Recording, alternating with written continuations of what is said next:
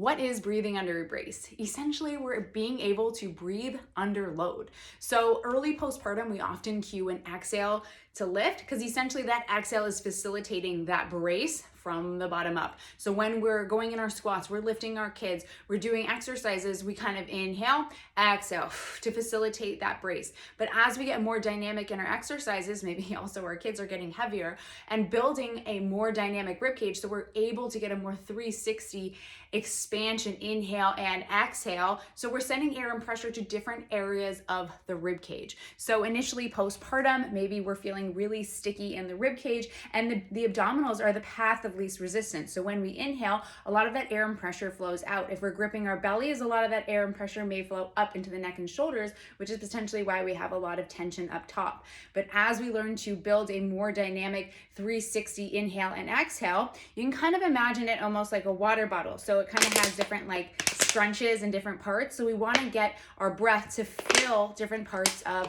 the water bottle, kind of like when your kid kind of blows up the empty pouch. So we want to be able to create that so that when we go into our squats, our planks, we're able to hold some of that abdominal tension, but still being able to inhale and exhale under load in that isometric position. So breathing under a brace is very practical when we're carrying our kids. So we're not holding our breath. We're still able to breathe, but we're able to maintain a brace to give ourselves some abdominal control and stability to which to move from.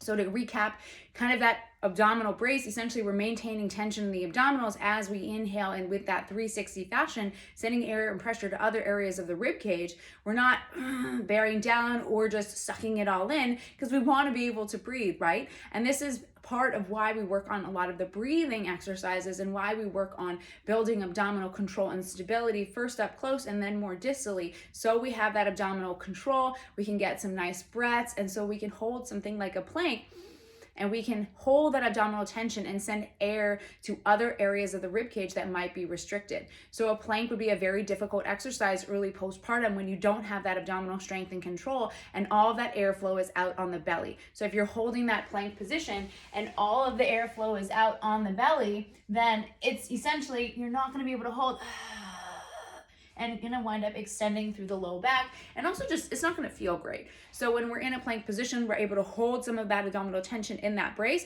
and you're able to get air and pressure to other areas of the rib cage. Where this might also apply is two other exercises. I'll say upper body and a lower body. An upper body, if we're doing a press, it gets a little bit laborious over time to inhale, exhale, every single rep. Ultimately, we can maintain a little bit of that brace, but still get a nice inhale into different parts of the rib cage as I overhead press. Otherwise, it's gonna take a really long time.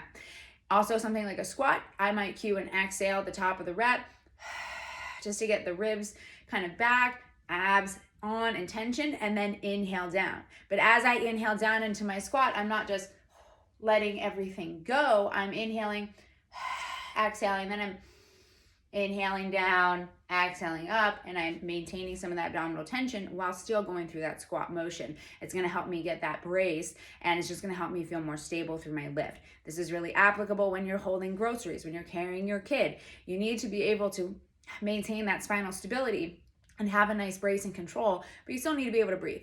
So if you have any questions on breathing under a brace, how that applies to strength training, please let me know.